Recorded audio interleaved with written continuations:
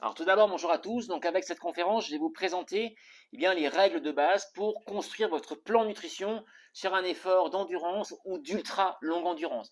Alors, je ne vais pas revenir sur la semaine qui s'est passée avant où on a rechargé notamment le stock de glycogène. J'ai déjà fait une conférence dessus. J'aborde donc la dernière collation avant la course. Alors, elle va se mettre en place soit lorsque si on est à jeun, par exemple si la course a lieu le matin de bonne heure après une nuit de sommeil, ou alors si la course a lieu, le départ a lieu en fin d'après-midi, eh bien là, ça sera 6 heures après la dernière collation qui aura été légère et notamment avec très peu d'acides gras saturés, peu digestes.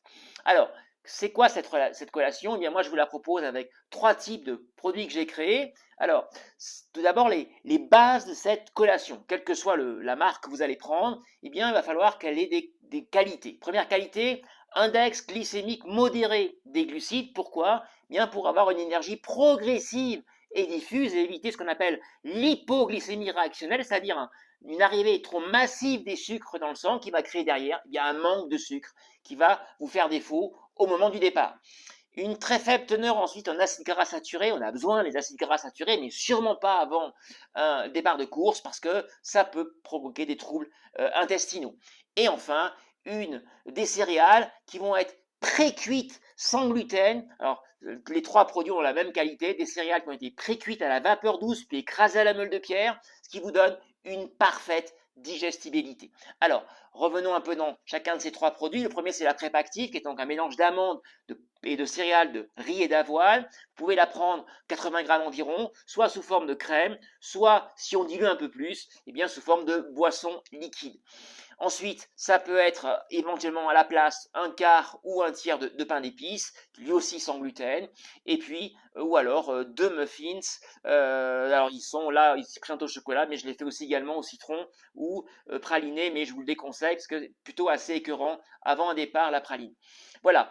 Alors ensuite, 30 dernières minutes avant la course, c'est important, il y a un fort stress, il faut compenser la perte de glucose liée au stress. Je rappelle que le stress est extrêmement énergivore en termes de glucose, parce que le cerveau fonctionne avec le glucose, il faut donc compenser cette perte, et donc on va apporter, cette fois-ci, une énergie un peu plus, on va dire, rapide, mais encore restant modéré quand même, au niveau de l'index glycémique, et donc ça va être soit des pâtes de fruits que je vous propose, alors fruits rouges ou pommes, ou alors McDonald's Création, qui est le petit carigot, qui lui aussi va pouvoir répondre à cette demande de glucose liée au stress. Alors, un élément très important, on va rentrer en détail pendant la course, je crois que vous devez faire très attention à votre propre ressenti. En effet, plus vous allez avancer dans un ultra-trail et plus votre système nerveux autonome, qui est la partie non consciente du cerveau, va se mettre en berne et vous aurez de moins en moins cette sensation de faim ou de soif. Il faut donc être extrêmement vigilant et ne pas attendre d'avoir soif ou faim pour s'alimenter ou s'hydrater. Alors, rentrons en détail sur l'hydratation justement en course. Alors, une règle assez simple à retenir, environ 500 millilitres par heure, ça me paraît la quantité raisonnable, sauf des conditions météo particulières. S'il fait chaud, ça va être 750 millilitres, voire exceptionnellement 1 litre par heure, et avec un dosage, je vais revenir sur le dosage des glucides, environ entre 30 et 40 grammes pour un demi-litre. Voilà.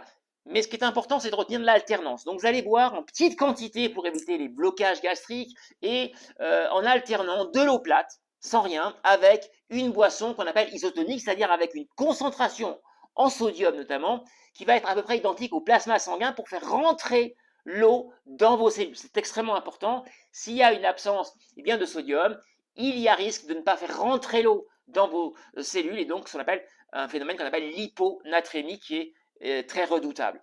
Alors, ça peut être soit des boissons toutes faites isotoniques, soit, mais elles ont très souvent des apports en sucre, soit des pastilles électrolytes qui sont non sucrées, qui sont une concentration en sels minéraux. Alors moi, je vous en propose une boisson isotonique qui est donc à base de sirop de manioc déshydraté, donc en termes d'apport en glucides, ça va être un index glycémique modéré, ce sirop de manioc déshydraté, qu'on appelle également de la maltodextrine de manioc. Alors, c'est de la qualité bio, comme tous mes produits. Alors la racine de manioc est également intéressante parce qu'elle va apporter précisément une bonne part en sels minéraux et rendre la boisson isotonique. Et j'ai renforcé avec un apport en acérola, qui est un petit fruit riche en vitamine C, qui a des qualités antioxydantes tout à fait intéressantes pendant un effort de longue durée. Ça, c'est l'apport avec du sucre. Ou alors, vous avez l'autre option, qui est donc sans sucre, avec les pastilles électrolytes. Alors, il y a différentes marques, elles se valent toutes à peu près. Alors, concernant les glucides, les apports en glucides, toutes les 45 minutes, je pense qu'il faut avoir un apport en glucides, soit par, alors donc, en termes de nutrition, hein, on est toutes les 45 minutes un apport en glucides, mais globalement, il faut que vous sachiez que environ on est sur 50 à 60 grammes de glucides par heure. Alors, ça va se répartir avec de l'hydratation et une part de nutrition. Voilà ce que ça donne à peu près toutes les 45 minutes. Mais si on veut passer qu'en hydratation, on va augmenter évidemment la part de glucides et inversement celle de nutrition si on reste avec de l'eau plate ou des boissons avec des pastilles électrolytes à l'intérieur sans sucre. Voilà pour ce qui est à peu près, on va dire, une valeur théorique évidemment parce que ça va dépendre également de votre corpulence et évidemment de l'intensité de l'effort. Plus l'effort est intense, évidemment plus on va augmenter la part de glucides parce que ça va être les glucides qui vont devenir prioritaire dans vos carburants, alors que sur un effort de longue distance, je vous le rappelle, c'est les lipides, le premier carburant.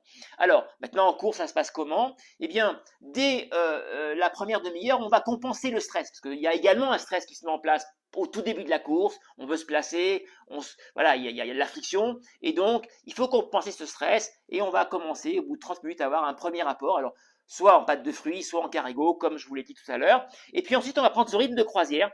Toutes les 45 minutes, on va avoir un apport en nutrition, en alternant très rapidement eh bien, le sucré et le salé. Vous voyez, au bout du troisième apport, je commence eh bien, par un apport en salé, ici par ma barre salée que je vous propose à base de noix de cajou, et ensuite on va alterner ça sucré-salé. Puis on va arriver au poste de ravitaillement. Poste de ravitaillement, eh bien là, on va être vigilant sur ce qu'on va prendre, et moi je vous recommande quand il y en a, de prendre systématiquement, surtout vers les milieux ou fin d'étape, eh bien de la soupe, du bouillon chaud, parce que le chaud va avoir un effet direct sur votre digestion. Alors, je sais très bien que certains qui m'écoutent vont peut-être être dubitatifs, mais je crois réellement au bénéfice de la médecine chinoise, alors pas que, hein, mais en médecine chinoise, eh bien, il y a un organe qu'on appelle la rate, qui intervient dans la digestion et dont l'activité est liée directement au chaud. Et que l'on pense ou pas l'effet de la rate sur la digestion, en tous les cas, j'ai pu constater au cours de bientôt 25 ans de suivi d'ultra longue distance, et bien que j'ai pu sauver parfois de la catastrophe des ultra-trailers en leur proposant petit à petit de se réhydrater par de la boisson chaude. Alors ça peut être la purée de patates douces avec des tranches fines de viande des grisons. Pourquoi la viande des grisons? Parce qu'elle est très riche en BCAA, qui est une famille des protéines importantes parce qu'elles vont intervenir pour la régénération des fibres musculaires et il faut y penser dès la course sur un ultra trail. La patate douce apportant des glucides à énergie progressive. Alors ça peut être une purée de pommes de terre, pourquoi pas. Ça peut être également un petit sandwich maison avec bien du pain et puis relativement mou le pain et puis de la viande des grisons, on la retrouve, ou du tofu, pourquoi pas, pour les végétariens, a aussi des qualités extrêmement intéressantes en termes d'apport en BCAA. Et puis ça peut être rajouté avec quelques tranches de comté ou de Beaufort, intéressant parce qu'ils ont pas mal d'apports en sels minéraux, sodium notamment, mais en quantité restant modérée parce que tous les fromages, notamment sur la pâte cuite, sont assez acidifiants. Et puis ça peut être également, eh bien pourquoi pas, un petit bol de PrEP active que je vous ai présenté tout à l'heure, soit ou alors pourquoi pas dans un bidon en boisson liquide, tout à fait intéressant. Alors on continue notre course et on va arriver vers la fin de la course et là alors on garde l'alternance sucré-salé, mais là on va penser à quelque chose d'important que tout ultra trailer a constaté évidemment, c'est l'absence de salive. Et donc, ça devient de plus en plus compliqué au fil des heures de manger une barre énergétique tout simplement. Qu'elle soit bio ou pas bio, quelle que soit la marque, y compris la mienne, ça sera quasiment impossible au bout de 15 heures d'effort. Par conséquent, là, il va falloir passer de plus en plus. Alors pourquoi d'ailleurs l'absence de salive? Tout simplement parce que le système nerveux autonome, dont je vous ai parlé tout à l'heure, qui commande l'ensemble des fonctions vitales, notamment les glandes salivaires, il est en berne et donc de moins en moins de salive et donc la bouche de plus en plus sèche. Par conséquent, on va passer par plutôt des apports en solides, comme des compotes. Alors, ma compote est extrêmement énergétique, elle permettra de répondre à vos besoins. Ou alors, pourquoi pas, alors le petit Carrego que je viens de créer est aussi très moelleux, donc il peut également passer beaucoup mieux qu'une barre énergétique, ou alors pourquoi pas la PrEP active dont je vous ai parlé, en version liquide qu'on va mettre dans une flasque. Alors la compote, on peut également, tout simplement la vider dans une flasque, ce sera un apport complètement liquide du coup, tout à fait intéressant et facile à absorber.